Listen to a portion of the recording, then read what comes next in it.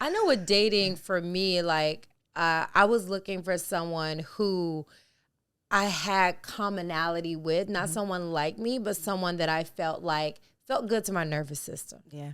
Because I felt like I was so sensitive from so much trauma from the past, from different experiences that I've been in, that I realized like my body is on high alert. And because I'd been with, so many narcissists, and I'd grown up in a narcissist family unit, and I had all this trauma in my body that was like, it would literally sound the alarm anytime someone was being manipulative or shaming me or guilting me or anything like that. And I was like, wow, like first I had to like really work on my relationship with myself and really, remove some of the negative thought patterns and remove some of the ways that I took responsibility for the way I was treated.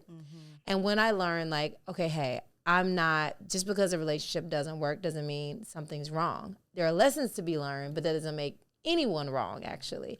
So I had to learn that first. And then when dating, I was just like, okay, I want someone that's empathetic, that feels good, and that really respects me.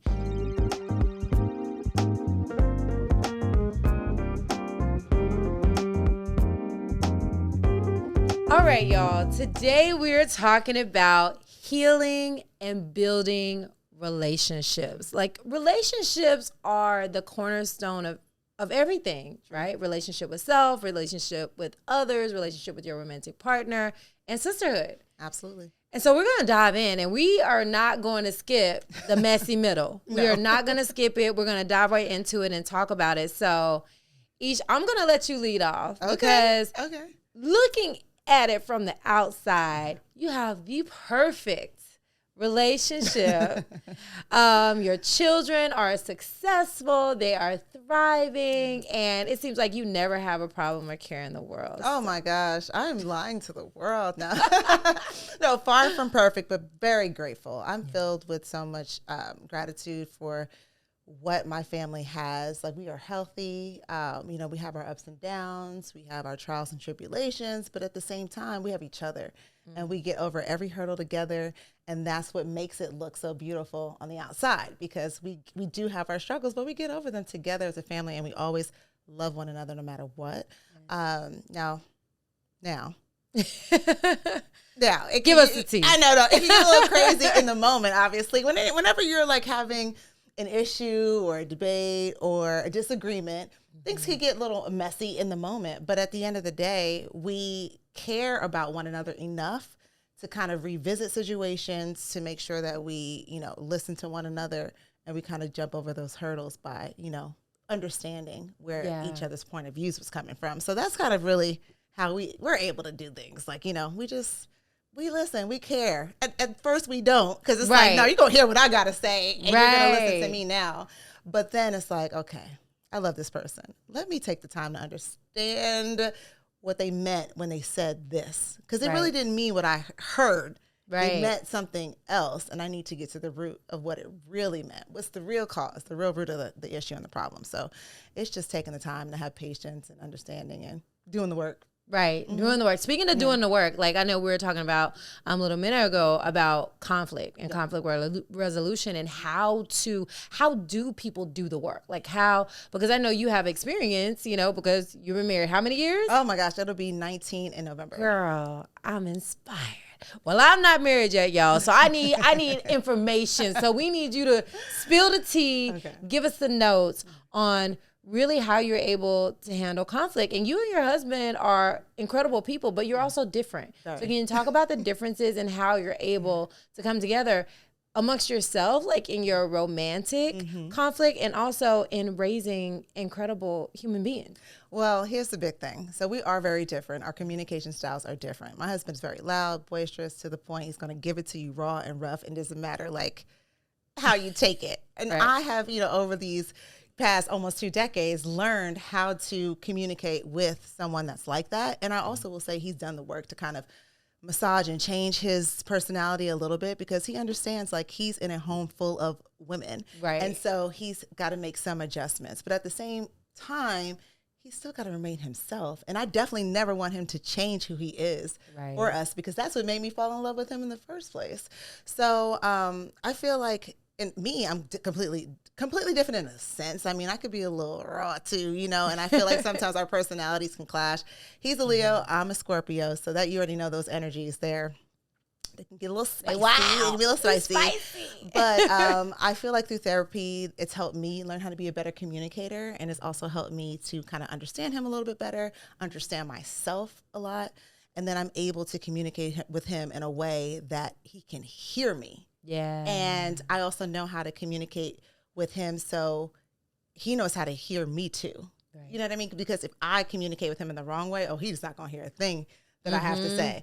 So not saying it's manipulative, but at the same time, I have learned to change my style of communication with him in order to be heard and to be seen and for us to get to a positive resolution. So, yeah. I love that you said that, though, because I think it's so important, because you have to understand what your partner needs to feel heard and respected. Yeah. And he has to understand what you need to be heard and respected. So I think that's such a huge point, because if you're just like, you got to hear it my way, you got to see it my way, you got to do it my way, you're going to be going the opposite direction, which is what we see a lot, you know, in relationships and marriage. And I love the fact that you said, like, I literally had, and people talk about it all the time, like, what inspired me the most is watching Black Love and watching so many couples say, you have to do the work, and it's going to be hard, and you're going to have disagreements, but you really have to be in service of your partner, trying to understand them,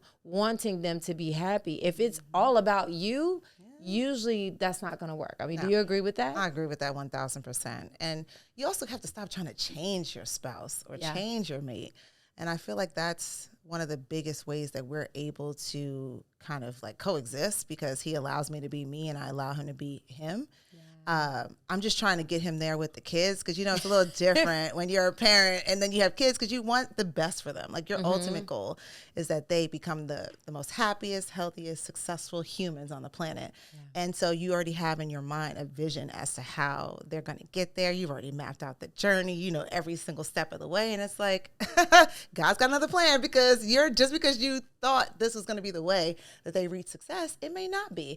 But what we're supposed to do is set them up for success, not control their journey to success. So it's like, I'm just saying, like, so at the end of the day, you just have to make sure that they, you know, understand their values, their morals, and then let them kind of make decisions. You can help guide them, but we can't control them. Yeah. So, I mean, to a certain degree, because they are children and they don't know what's best for them. But at the same time, you have to listen to them too. They want to be heard. They're like little mini adults as well. So we're learning that as a couple. We're learning that as parents, and we're learning that as, you know, just someone who will someday be their peers. Because I look at my parents now, like, even though they're always going to be my parents, but I'm like, wow, we're on the same level in a sense, you know.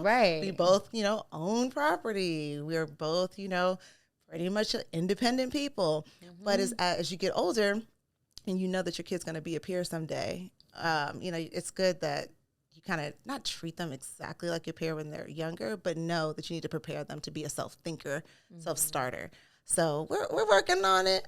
We're working on it. And I feel like that is kind of the root of some of our like conflicts, like trying to get them to be their own person. And it's like, I'm that way. And he's more like, nah, I'm the parent. You're going to do what I say. And if I say you're going to, you know, so we're working on it. Yeah, I love that. I know with dating for me, like, I was looking for someone who I had commonality with, not someone like me, but someone that I felt good to my nervous system. Yeah. Because I felt like I was so sensitive from so much trauma from the past, from different experiences that I've been in, that I realized like my body is on high alert. And because I'd been with, you know, so many narcissists, and I'd grown up in a narcissist family unit, and I had all this trauma in my body that was like, I mean, it would literally sound the alarm anytime someone was being manipulative or shaming me or guilting me or anything like that. And I was like, wow, like first I had to like really work on my relationship with myself and really, you know, remove some of the negative thought patterns and remove some of the ways that I took responsibility for the way I was treated. And when I learned like, okay, hey, I'm not, just because a relationship doesn't work doesn't mean something's wrong. There are lessons to be learned, but that doesn't make anyone wrong, actually. So I had to learn that first. And then when dating, I was just like, okay, I want someone that's empathetic, that feels good, and that really respects me.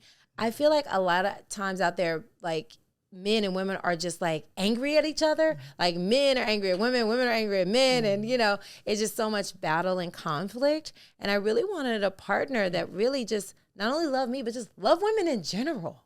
Like literally love women in general. And I know your husband does because, you know, we got a house full of women. Right. But I think that's so important because I was running into a lot of men with their language. I mean, they say, oh, you might like how someone looks. You might want something from them. But I didn't really feel from a lot of men genuine love for women.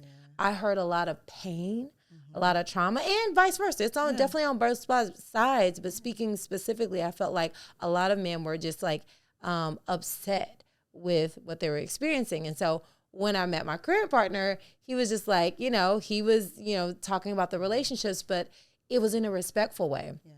This didn't work out because of that. He had a good relationship with his mom, had a good relationship with women friends. And that's what really attracted me is because I'm like, wow, you actually love women. And I knew that I wanted to be in a relationship with a partner that not only loved me, but loved people and especially loved other women. Because I'm like, if you don't love women, then I can't do it. Because, you know, I'm going to make you upset sometimes, you know? You know, what's so funny? It's not even funny, but this is something my husband always says.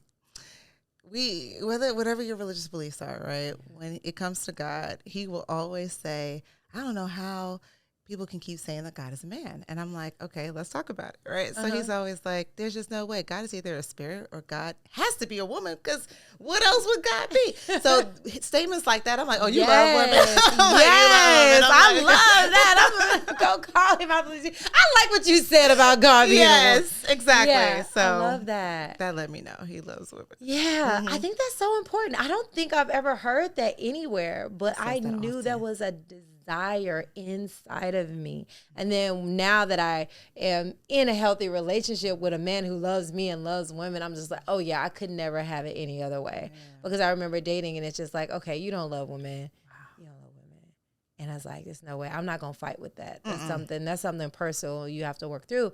And then also with me, just to bring it back personal, like I had to fall in love with men because I think there is a level of trauma when you've experienced abuse to where you're so traumatized and you're so scared. I had to fall in love with the possibility that I could be loved by a man, you know? And I think that so many years from the abuse, you start to expect it. And I think expecting abuse does not mean you love, that's fear. Right. And fear, it's hard for fear and love to coexist. And so I really had to rebuild that relationship. And I did it by watching things, you know, watching the Black Love series and saying, okay, I want this. This is possible. This is what it looks like. It's not going to be perfect. Because in my head, I think I did have a perfect picture of like what it's supposed to look like. But then after watching so many healthy relationships, not perfect relationships, but healthy relationships, witnessing healthy relationships like theirs, I realized like there's going to be conflict and that's okay. Your nervous system is going to be triggered sometimes and that's okay. But the core of who they are, that's what you have to be in love with. And that's what I learned. And I think that's so important for anyone out there listening in the dating scene. I'm technically not supposed to be off the market, but someone scooped me off the market. So I'm a happy girl. Yeah. You touched on your relationships with your parents and just, or past trauma. So I really feel like it's important we kind of put this out there that the relationship you have with your father as a female is critical. Yeah. Like it's critical. And I feel like for me, not that I know, like I wanted to be with my husband because my dad raised me. And so I've always been around like male energy and I'm definitely like a guy's girl. So I knew from the start that this person was the right person for me because, you know, he had a daughter and I was just like, okay, this is what my dad went through. He was raising me and he had to find like the perfect mate while he had a daughter. And someone may have looked at him and said, you know, yeah, I was thinking about being with you, but you have a daughter, so no, you know. And I was that same person who was like, oh, I had my list, like, I'm not going to be with anybody if they got a kid, if they don't do this, if da-da-da and the third. But that would be making me a hypocrite if I didn't, because I was raised by, you know, my father. So, and our relationship was so strong, and it was, I would say close to perfect as possible, just meaning we have the best relationship. Even to this day, I could talk to him about anything. You know, we like spending quality time together. He's just a really good human being. And your dad is fine. Thank you. He just looked good. I was just like, man, he's like that distinguished gentleman, Renaissance man. Thank you. Like, and he's so smart, and he just knows a lot about a lot of things. And so I just love talking to him about any topic. But with that being said, that relationship helped set me up for success with finding the right person. And I feel like when you don't have an opportunity to have a good relationship with your dad, you know, sometimes you don't have a good example of what that could look like. And not saying that my husband's anything exactly like my father. They are definitely different. But at the same time, they share a lot of commonalities that, you know, worked for me. I love that you went there, because with my dad, because I love my dad and I've actually healed my relationship with my dad, but me and my dad have definitely had our struggles. And growing up, I didn't receive a lot of affection from my dad. And it was like, he was a provider. He'd go to work, come home, distribute chores and whippings as needed. And then that was it, you know. And I feel like without getting deep into it, I had to learn that I wanted something different, because either you look for the same thing or you commit to having something different. And I knew I wanted more intimacy than I saw my mother and father had. They're still together and they're still married, and I'm grateful for that. And that is a privilege, y'all, and that is a blessing. So I just want to call that out. It's not easy to stay together. I know some people will say, well, sometimes you're better apart than together, but on the flip side, I think it takes a lot of work to stay together. It does. And especially like in the Black family unit, I feel like now the easiest thing to do is to leave. And as we're healing, staying is harder, but staying is also the most healing for both people when there's not abuse. Now, when there's abuse, if someone, you know, but I will say there was not physical abuse, but there was emotional abuse. And the emotional abuse is what harmed my mom the most, and emotional abuse is what harmed me the most. And for my own healing, I had to do the personal healing first. Like, I really had to remove me feeling like something is wrong with me. I had to remove me trying to prove myself to be loved, like trying to, if I do this, my dad will love me. If I do that, if I make good grades. And so I never felt like I was just loved for who I was. I felt like I had to do things to be loved. So I had to heal that in me first. I had to realize, like, no, I am just loved as I am. I don't have to do anything. I can just be, and that's enough. That's the number one thing I healed. And when I healed that, no matter what my dad says or does, I know that I'm loved. But as a young person, you don't know that. You just want to do everything you can to like gain their approval and gain their love and gain their admiration. And that was really tough for me. And then I saw that in my relationship. I would do all this and do all that, you know, and change myself and morph myself. Like almost like, what was it, the Runaway Bride? Yeah. How she would become everything the man would want, you know. And I saw myself doing that in my relationships, but then I was unhappy because I wasn't being myself. Exactly. Right? And so I had to just like come home to myself. Like as Dr. Tamar Bryant would say, I really had to realize like who I was and what I wanted and what I like what food I like, how I want to be. And now my current partner is loving me for who I am, you know, but I had to go through a whole healing cycle and therapy and things like that in order to heal. And now I can bring back to my father, this is who I am. And now you can love me for who I am. And those parts that you don't love about me, that's okay too. I will not take your shame and guilt about those things. And I'm able to communicate, hey, Dad, when you say this about who I am, that hurts. Like, for example, just to give people an example, something my dad would say was just like, you just do a lot. You just do too much. I don't do all that. We just simple people. You know, he doesn't understand how hurtful that is. He's like, you know, 1 minute you're talking about business. Next minute you're cooking food. And I'm like, but don't you like the food? Don't you like the fact that I'm successful and not begging you for money? Right. But he would say it in such a negative way because, you know, I don't know why. There's no reason to me. And so, well, he was uncomfortable with it. And he didn't understand it. And so me telling him like, hey, when you say that, that hurts me. Can't you just love me for me and the pace that I go and the things I do? I'm a generator at the end of the day. And I have this energy to do good work and I serve and I'm on purpose. Like, isn't this good? Right. Isn't this how you raised me? And so he started to realize once I got empowered and I started to tell him this hurts and this doesn't feel good, he started to realize like, dang. But when I just allowed it to hurt and I went in the corner and cried, which that's all you know how to do as a young woman, that's when it ate me up on the inside. And so everyone listening, is just like when someone is harming you, whether it be physically or emotionally, you have to speak up for yourself. You have to tell someone, you have to like get it out, because for so many, many years that ate me up. And I was just like, okay, I just have to be quiet and endure. It wasn't until I got the coaching and I was able to say, no, this hurts. This doesn't feel good. This makes me feel this way when you say that. And now we have the healthiest relationship we've ever had. So good. It's That's crazy. And you also talked about therapy. So I kind of wanted, when it comes to healing and building relationship, I think one of the biggest builders of relationship is getting therapy, even before you get married, or I think some people do it in the engagement phase to really see, is there any gray area that y'all aren't talking about? So can you talk a little bit about how therapy has been helpful for your relationship? So it's been helpful for me individually, so that has helped the relationship. We don't do couples therapy. It's not his thing. So, but it's good for me to just have another sounding board, someone I can speak with. I could talk about any issues I'm having, and then find the proper way to communicate my feelings, because, you know, we don't know everything as people. So I may communicate in a way that's just not going to be productive, you know? So I need to learn how to tell the person I love, like, how I'm feeling without it then becoming, I'm telling them something that's hurting their feelings. Right. You know? So that's really important, and that's how therapy has worked for me.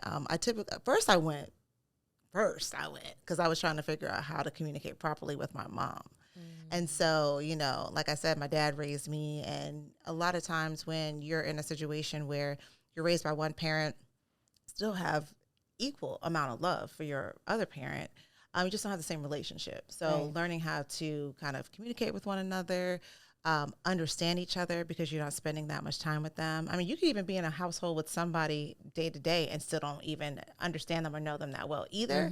But it's really difficult when you finally like mesh with them again in life and have to figure out how to navigate conflict, you know, in conversations, or like my mom was there helping with our children. So she may raise kids differently than I do. So having to tell your mom that, you know, I don't want you to do this to your mother, and she's Jamaican.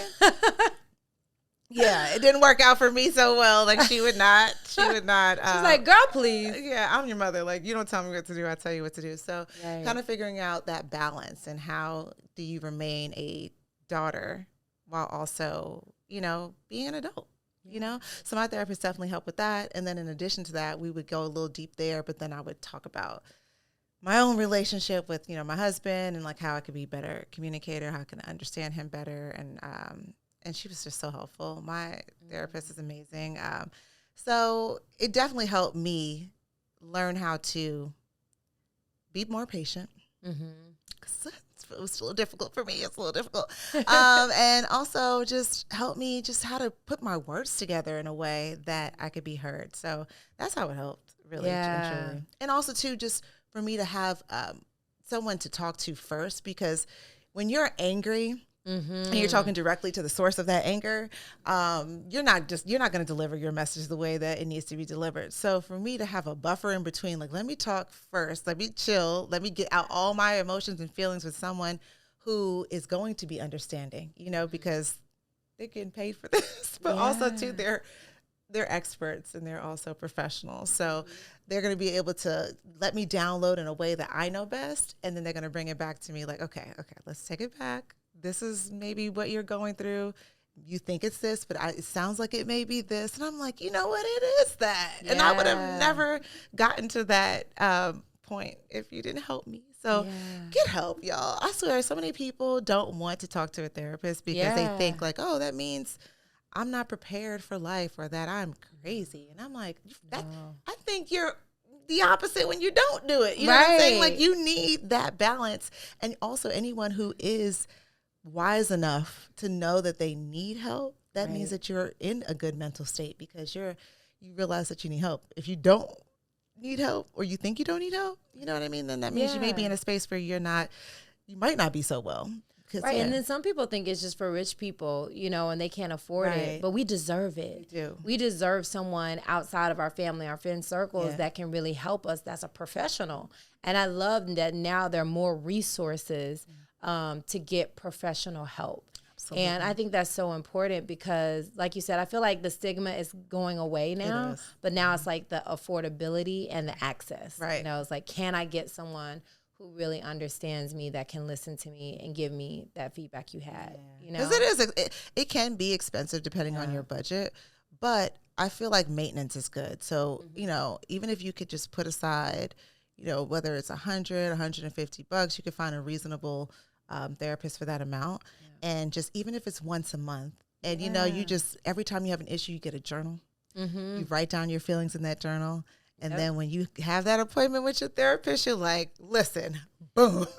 All of these things. This is what we need to talk about. Yeah. And so then it's more doable. It's more affordable because, you know, I could see some people go to a therapist once a week. I know. Sometimes multiple times a week. I needed it. There was a time in my life where I was definitely getting once a week. You know, I really had to regulate my thoughts and regulate my nervous system. And I needed support, you know, and I think, you know, when it gets heavy, once a week, like you said, once a month, bi-weekly, whatever you need, I think it's so personal, right? It's, you know, but you said one thing that I definitely want to dive into about anger. We talked about this. We talk all the time, y'all. We just letting y'all, we just sharing it with the world because we're like, we have to do a podcast together because, you know, I, you know, was coming off my soft girl season after being a year off.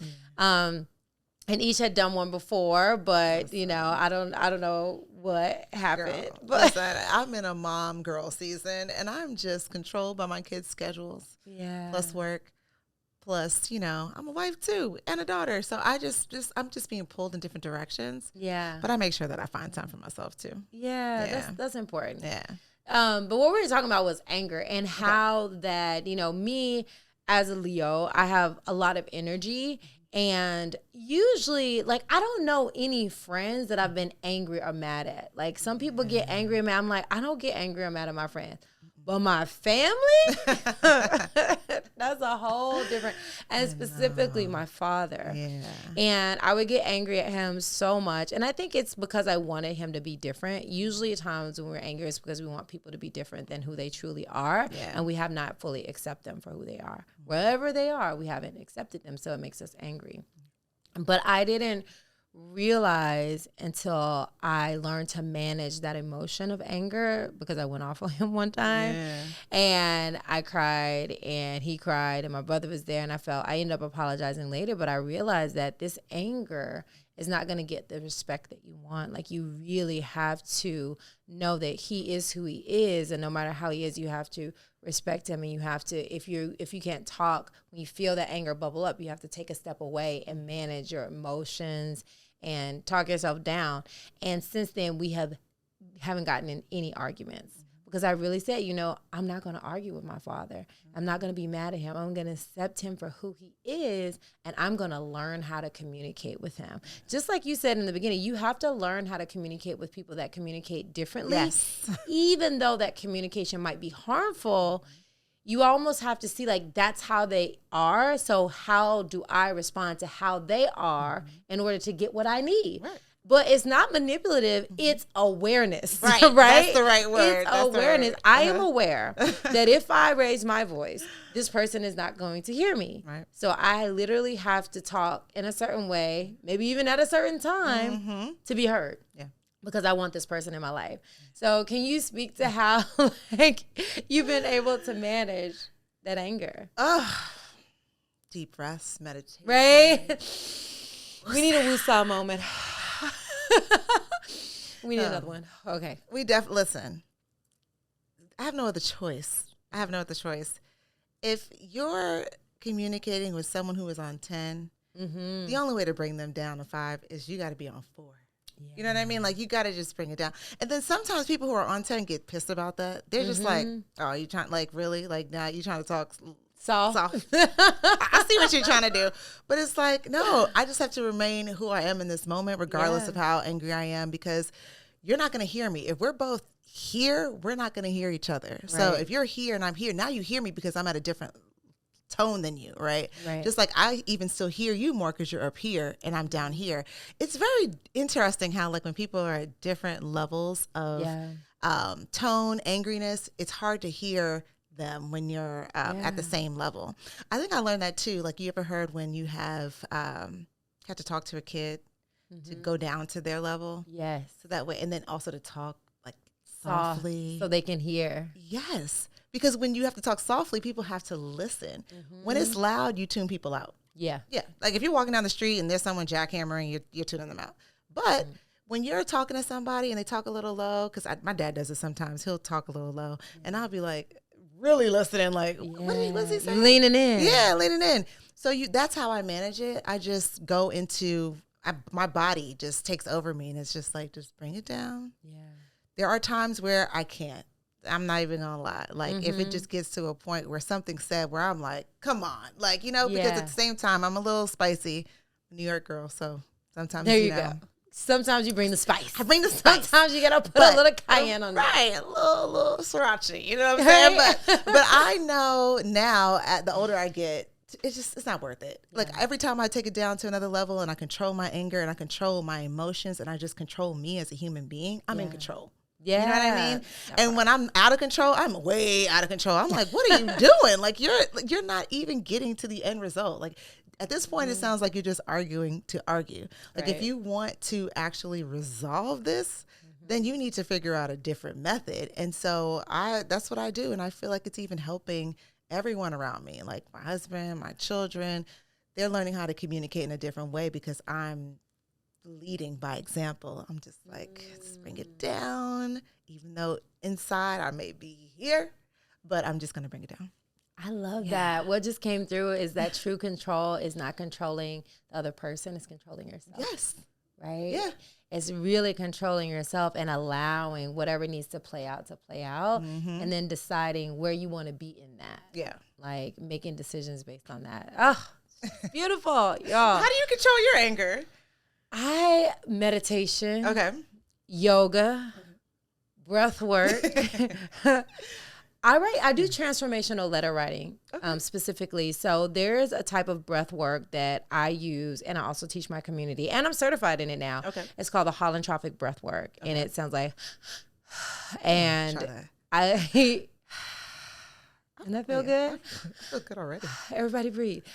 So I started doing the holotrophic breath work during the pandemic because of all of the violence that happened, and it triggered a childhood memory of my brother being pinned down by the police. Oh, wow. And I was 14, and it brought up anger in me because I'd also been offended, by a police officer when I got pulled over and I had to get out of the car, and it was just so unnecessary. The ticket ended up getting thrown out, but it was just unnecessary how I was treated. So this anger started building up on me because I was like, don't watch the video, and I watched it anyway. And it just was in my dreams and my sleep, and it was really taking me to a really dark place. Yeah. And so I got really angry, and then I was like, I need some help. I need some support. So I'm doing this work in the world, but I have this darkness inside. And sometimes on the outside, we can look light, but we know when we have that anger inside, that darkness inside. And so I had to be honest with myself. And so I got some support. And my therapist recommended the holotrophic breath work. Okay. And so I did it. I loved it. I felt such a release that I then got certified by John Paul Crimi. Okay. And I took his certification, and then I started introducing it into my community as a way to regulate your nervous system and release trauma. Okay. And so it really does help. And part of it is transformational letter writing. And so in that, it's forgiveness work. So you basically write exactly how you feel. So if it's about like, in this instance, police brutality, it was like, I am so infuriated that, you know, and however I feel, I can't believe that this is allowed to happen. I want the system to disappear. I want to you know, and you just literally say how you feel. And if it's in a relationship, like I've wrote them for my father, like I feel unseen, I feel unheard, I feel unrespected for who I am, I feel, you know, and I just write it. And then you do the breath work. You release the trauma that all that negative emotion causes in your body. And then you write an apology to yourself. So a lot of times we're waiting for an apology from the other person. Well, you can give it to yourself. Your body doesn't know the difference. So speaking as my father, Koya, I'm so sorry for what I said, for how I treated you, for the things I did. And I, as a police officer speaking to me, I'm so sorry for the way I treated you, the way I treated your brother. And I literally write an apology to myself. I love that. You can do it for anybody. I'm going to write myself an apology. Yes. Listen, that is going to be my takeaway from today. Like, I never thought to do that. Yeah. Because really, that's all we want is an apology. Yeah, it's like powerful. An authentic one, not a. Period. I'm sorry. Sorry for what? That's why you have to call you're calling it because you know exactly how you were hurt. A lot of times people don't know. And I can't tell you how many times I've written a letter, like it could be a friend and it's like something hurt. And then the next day they're like, hey, Koya, I just want to let you know. So now I do it anytime I feel anything outside of love, I'm doing a transformation. You'll see TL and someone's name all in my notes in my phone because I just do it as soon as I feel that. And it dissolves the anger. So I'm not holding on to any lower vibrational energy. That's good stuff. Yeah. Thank you for sharing that. Oh, I'm definitely doing that. Now, where do I hide this journal? Girl, I know. Well, you can do it and then burn it. You can write it and then burn it, and then you're really releasing it, right? So no one's going to ever see it. You put it in your journal. I put it in my notes on my phone, so whenever I need to go back and revisit it, I have it. And, you know, not often someone's going to go on your phone unless they're that type of person. Yeah. But if you feel unsafe having it around, you can lock your notes. You can lock your notes in your phone. I learned that through my kids because. Did you teach me that? I feel like you might have shown me that. My kids taught me that accidentally when I realized they had locked notes. I was like, oh, what's in this note that you don't want me to see? But you don't have to, because once you clear the energy, it's gone. Yeah. So yeah, maybe I just need to delete them, clear the whole energy. It's exactly. Just let it go. Yeah. That's great advice. Thank you. Yeah, I love it. I love it. And so the next thing I wanted to talk about is like building sisterhood. I just finished reading Sisterhood Heals, and it is so incredible. And what I love the most is that we're already doing a lot of the things that Dr. Joy suggested in the book, really building like authentic, consistent sisterhood, really seeing and showing up for the women in your life. And so I know having sisterhood has been healing for me. Like just having someone I can go to, that I can call, that I can be real with, that I can tell my problems to, has been transformational. So can you speak to sisterhood in your life and how you kind of navigate like the good and the bad? Well, listen, it's way more good than bad. Yeah. I just couldn't be in existence or be the person I am without having a good circle of women in my life. And I have many circles, and I feel like they all pour into me in different ways. And they give me what I just cannot get in my relationship, you know? Yeah. Someone who truly understands where you've been and where you're going because of wherever they are in their lives and them being a woman. You know, I have conversations with my husband all the time, like, are you a woman? You wouldn't understand. Like, you would not understand. Because, like, he has to relate to me. He has to relate to daughters. We have 3 daughters. So he can't relate to us in the way that he would think that he could because at the end of the day, he's never been a woman. You know, you've never been through the same issues. We have some things we've gone through together, but not all. So having, Sacred Sisters, a circle of sisters has been so important for me. It's helped me find the balance that I need in my life. It's helped me, provide pockets of opportunity to be my truest self. Because sometimes, too, even in a relationship, you can't be your truest self because sometimes the things that you want to say are not going to be received well. Yeah. But when I can say it to my sister, it's received, it's heard. They have a story where they can tell me like what they went through that was similar. And then I can either like, pull myself back from the cliff I was going to jump off of, or be like, oh, okay, thank you for telling me that, because I would have never looked at it that way.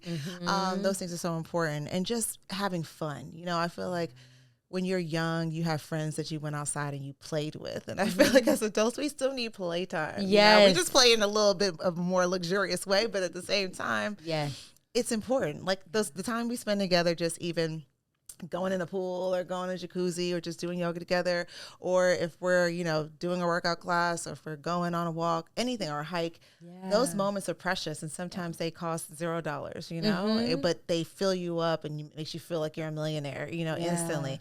So I couldn't exist without those moments. And I feel like they have to happen at least once a week. But, I've been grateful that I get more experiences daily now, because I joined a gym last year in September.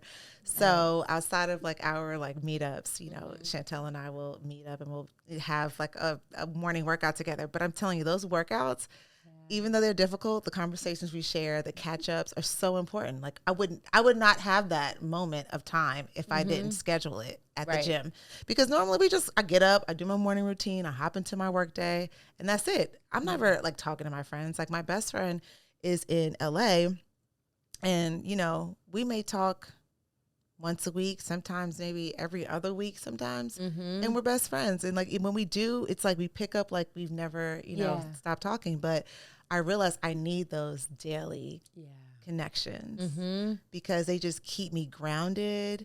They make me feel like I'm not alone, because a lot of times being a mom, being a wife, being a daughter, being an entrepreneur or solopreneur at that, it can feel really lonely.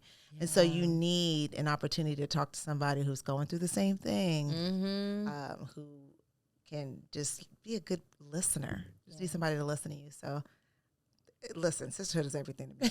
That's all I got to say. Ashe. Yes. I agree. I feel like, I'm the kind of friend, like, doesn't matter if it's been a year or a month or a week, like, I'm going to pick up where I left off with whoever with the same amount of love, respect, and connection. But I have to say, when I prioritize sisterhood and, remembering people's birthday and checking in with them, and before I left LA, I had a sisterhood that we meet every week, and we just have dinner over each other's house, and we rotate, or we might choose to eat out. Like if that person doesn't want to cook, they get picked. Like, okay, we're not cooking today, but let's go out to eat, And so it was just so nurturing to have that time, like you said, to catch up, to talk, to be seen, to be heard, to be felt in a deep way. And I feel like now that we have like the weekly like check-in, we do more yoga and, hiking and different wellness things. I feel that I didn't know, let's say most of my 20s and 30s, not having that, like what I was missing out on, because I would see people again, when I would see them, we'd go to events together, but there wasn't that every day, and there wasn't that consistent weekly. Now I had a buddy, my friend Nate the Great, who I saw every day, and that was a bonded relationship. But again, it is different, a relationship with a man and a woman. We talk about different things. We understand each other in different ways. And so now to have more sisterhood in my life is just like a cherry on top of a cake. And I feel like, having those conversations, whether it be around relationship or our body or what we're going through or our hair, being seen and validated and affirmed, I think is what I get the most out of our relationships. Whether it's, girl, your hair, or your, just seeing each other glow. Like, we don't know how much we need that until we get it. And then I know I'll come home and Darna's like, you look so good. You look so happy. And I was like, oh, it's because my girls gas me up, Exactly. So I think it's so important to get gassed up and have people in your life that are not jealous from you, not competing with you, and not making you feel like you're less than, And I feel like having healthy sisterhood is so important. And I think in the past, because I've been betrayed, I think there was a fear of me in building relationships. And I think that's why I kept it light for so long. I think I had tried and reached out in different ways.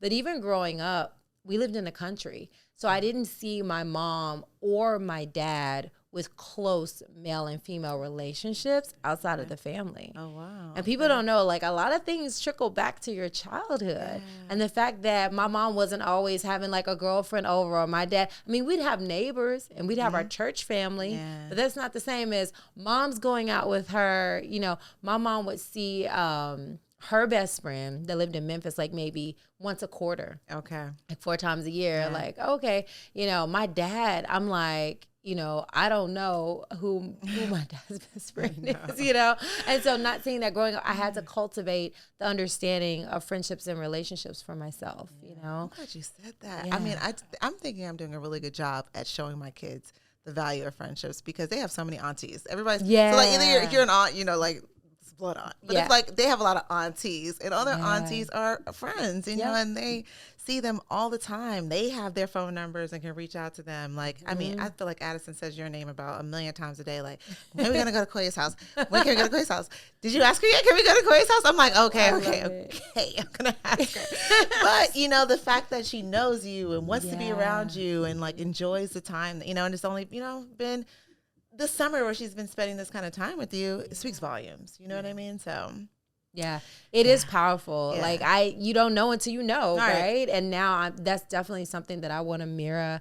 And even my nieces and nephews, if I have children, like I want to mirror like what it's like to hold friendships and really keep people close and have a village, because that's what our ancestors taught us and demonstrated, like how important it is to have a village around you of care.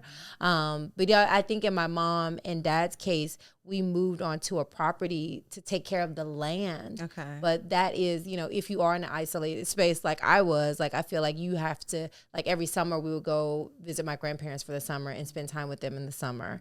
And then Christmas, we go to my mom's family, my dad's family. So that was good. And I was grateful for what they did. But yeah, that long term, even like living around cousins and stuff, not having that is different than when you grow up in a village of people that have your back and that are looking out for you. So yeah, I think, you know, when it comes to building relationships, what do you feel like are the main things that are important to you? What are your, I guess, values when it comes to building relationships? Now, friendships, or we're talking about romantic partners? Let's do both. Let's do romantic partnerships first, because we've been talking about friends. Let's go back to romantico. We want to know all your tips. Exactly. Okay, so I mentioned this earlier. You know, the best way to build a relationship is to allow the person to be who they are, right? Don't change them. Number 2, don't sweat the small stuff. I used to sweat the small stuff in the very beginning of our relationship. I don't care if there was a sock on the floor. I'd be like, why can't you clean up after yourself? It's not that difficult. And then I started realizing, like, if this bothers you so much, just pick the sock up. Yeah. Because clearly maybe that's just not their strength, right? And that's why they left it there. Then I got to the point where, like, maybe it feels good to leave a sock there. Let me try it too. And I was like, it does feel good, like, to know that you could just drop something on the floor and somebody else is going to pick it up for you. And even if they don't, you're like, who cares? I mean, it's my sock. Like, it's not that big of a we make a freaking mountain out of a molehill. That's the saying. I mean, we really do. We just over-exaggerate everything. So I had to realize, like, don't sweat the small stuff. Life is too short. And number 3, when you're trying to build a relationship, you know, make sure that you plan time together to really get to know one another, and to also plan time together doing things that make you both uncomfortable. Because I feel like when you try to bring somebody else into your world all the time, it's like you're always a teacher and they're the student, and that's never fun too. But it's great to both be students. I love that. So like, do something that you don't know together, and then you'll learn together and you'll build a stronger bond, because it'll be hilarious when you both can't do that thing together. And, you know, you'll have, you know, a story to tell, you know, and even, no problem. And another thing you could do is, even if you don't explore something foreign together, you could both choose to do something that you've never done before separately, right? And then report back, because that's fun too. It's like, oh, babe, look what I did today, and you know, and they tell you the same thing, and then you just can decide if you both want to try that thing too. So, you know, dating your mate, no matter what stage you're in your relationship, whether you've been together for a month or if you've been together for 20 years, it's just important to keep getting to know one another, because especially the longer you've been with your mate, the more you don't know them. Right. Which is interesting. People think it's the opposite. Like, oh, I've been with such and such so long. I know everything about them. I know when they blink their eye, they're lying about this. But we become different people year after year. We're influenced in different ways. So you have to constantly date your mate in order to figure out who is this person. Who are you the same person I met like 15 years ago? Because more than likely you're not. I heard before this man say he was in his like 60s. He's like, I've been married to 3 different women, right? But I was thinking like, oh, you've been married 3 times. It's like, no, my wife has been 3 different people. And I've had to learn to love each stage of her because she's not going to be the same. She's going to grow. And that's what you would hope that the person you're with grows. Right. So take the time to like get to know them by keeping it fun and dating, being affectionate with one another. And just, just date. I love that. Date your mate. We want the ebook, Date Your Mate ebook with all the tips. Yeah. I love that. Like me and Darn date once a week minimum. Sometimes we do more than that. Good. And that's something that I want to keep throughout because that's the biggest advice that I hear. Date your mate. And then I also feel like practicing, like you said, don't sweat the small stuff. Yes. I think I am in a phase of realizing that because, we're cohabitating and, it's hard. It's tough because it's like you leave stuff, but then if you're both leaving stuff, then next thing you know, the house is utter chaos. But I realized like at first I was like, okay, we can clean. And it's like, no, you need support. Like once a month I have to get outside support. And then I also realized that we have to schedule things, right? I feel like in relationships, you think it's just going to happen. And this person should just do this, make the food, watch it, like whatever our roles are, right?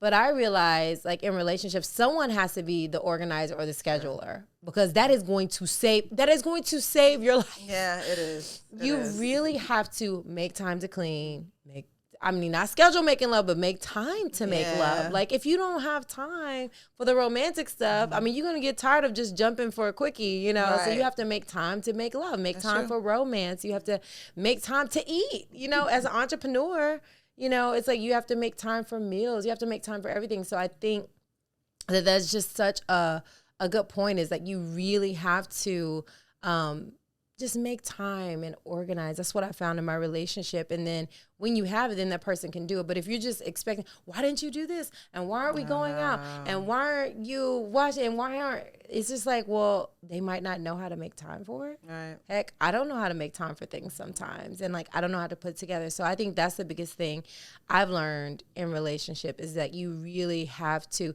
and you have to reassess it regularly. Like almost, especially in a new relationship, I feel like us figuring out our workout times and our eating times and we've had to do it because neither one of us are doing the 9 to 5. Yeah. It's always shifting and changing. And then when you travel, it shifts and changes. So I think weekly you have to reassess, is our schedule working for us? Right. And if not, how can I change it? Exactly. How can I optimize it? Right. Yeah. And if you are the more organized person, step up, be that person. Yeah. If you feel like it's a burden where it's just like, oh, I'm the only person who does this, it's not fair, then figure out a system that is fair for you and then communicate that with your spouse or your mate because at the end of the day, they can't read your mind, number one. And, sometimes people don't mind helping. They just need you to ask them because when you're doing all the time, it's like, oh, that's what you like to do things for me. And it's like, actually, I don't like to do things for you, but I'm just doing it. So you have to speak up, make sure you voice your feelings and let them know, like, listen, I don't mind doing X, Y, Z, but how you can help me is if maybe you planned one date a month, and surprise me. Communication. Yes. Key. Communication. I can't believe we haven't even harped on that as much, but I definitely 100% believe that communication, whether it be with like your sisterhood or your romantic partner or someone you're dating, like communication on your needs, like what you need to feel loved, what you need to feel heard, what you need to feel good. Like you really do have to communicate your needs. Like some people, like I hear this a lot on social, like, well, they just need to know. Naturally. I'm like, wait a minute. Sometimes we don't even know ourselves. No. Like how? Yeah. So yeah, I think communication and also what you said that I love is that the woman in that relationship, that story you were telling, had been 3 different people. Right. So you might know person number one and know her needs, but now you're shifting and changing. So do you know this new woman's needs? Right. Or your partner could be, you know them now, but now they're changing. You wonder, why aren't they responding to me? Well, their needs and their changes have shifted. Oh, for sure. And it doesn't make them a bad person. It just happens. We grow and evolve all the time. So I think that is so clutch to be clear on as we grow and mature, especially in relationships, even in friendships, because I know the friendships that I had, some people, I admire them. They're like, oh, I've had this friend for 20 years, and it's just like, I grew so much. I'm such a different person than I was when I was living in the country. And then I went across the world for college, to Kansas. And then I went even further for California. So I'm not in the same place as my girlfriends and best friends from high school or even college. So I don't have that, And I remember when I was in college, me and my best friend still communicated, but we ran out of things because our lives, she was becoming a mom and I'm here going to parties in college. And for so long we were communicating, but then there was a point where it stopped, and it was very sad. It was really a hurtful thing. But at the time, she wasn't getting what she needed out of relationship, and I wasn't never necessarily getting the support I needed. And that's something that, I read about in the book Sisterhood. Sometimes relationships do transition, and that's okay. Yes. And it's not easy, but if you realize, hey, we're not serving each other, you can still be beautiful people and not be serving each other in that season, and that's okay. It is. And so I just wanted to mention that because I know sometimes we want to hold on for dear life, and it's not serving either person, whether it be romantic or a friendship. And sometimes you just got to be okay with letting go. You do. Yeah. Let go. Let go. Yeah. This has been so incredible. I feel like we can go on for a whole another hour. But I'm really excited to just a couple takeaways. We should do rapid fire. Oh, okay. Yeah, okay, we should do a rapid fire round. You want to go first or you want me to go? Okay, you start. Since you came up with the idea. Okay. So I'll give you rapid fire. So what's your favorite song?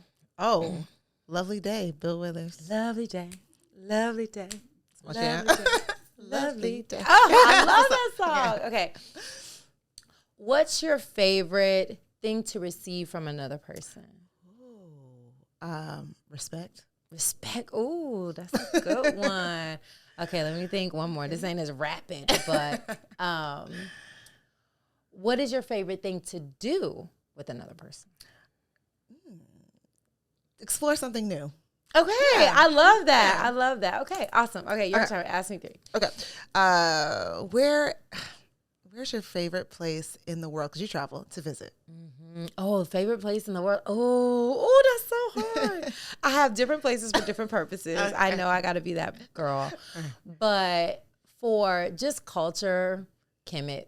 Okay. I mean, I love Egypt and the pyramids and the feeling that I get there. I cannot wait to go back, and I really want to take my family. Okay. That's just what I want, where I want to go. I want to go there every year. Before the pandemic, I want to go there every year. Okay. For just experiences, Bali, I love that. When it comes to self-care, the massages, the food, the culture of just really being able to have all these experiences in nature, and just the culture that they have out there is just so nurturing to me. Very nurturing, very beautiful. So I would say Kemet and Bali are my favorite places. I'll just stop there. Okay. What's one thing that scares you? Oh goodness. Okay, let me be honest.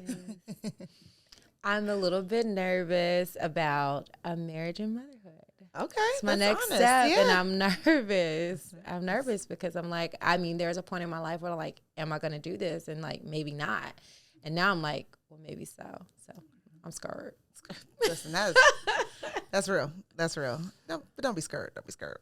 I got you. I definitely have support. I definitely feel supported, but support doesn't cancel out fear. But I think, and also it does transition it to excitement. Okay. And I think the more that I talk about it, I feel like fear is your best friend. Yeah. And my goal is to face everything and rise, instead of forget everything and run, which I did that before.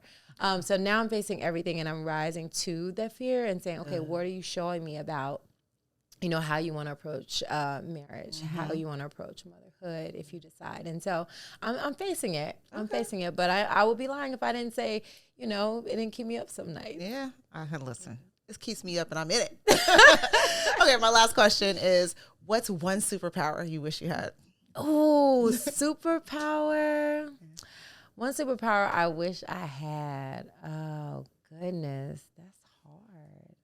I can answer that like lickety Yeah, really? Yeah. I want the superpower of being able to just wave my hand and make people vibrate at the highest frequency of love. Ooh, I've never heard that one. That's pretty unique. Thank you. I've never heard that one. Yes, because if we were all vibrating at this highest frequency of love as ourselves, the world would be bliss mode. It really would be. That's a so great nurturing. one. Good job, sis. Good job. Thank you. So this has been incredible, y'all. Thank you so much for joining us. I would love to hear your biggest takeaway from this episode. Let us know what you like. Let us know what you have more questions about. We're here to serve you. We're here to just be there for you and everything you're going through. So until next time, love yourself, love others, and love the world. One day at a time, one breath at a time. Peace and love. We're going to do a little heart. Intro it.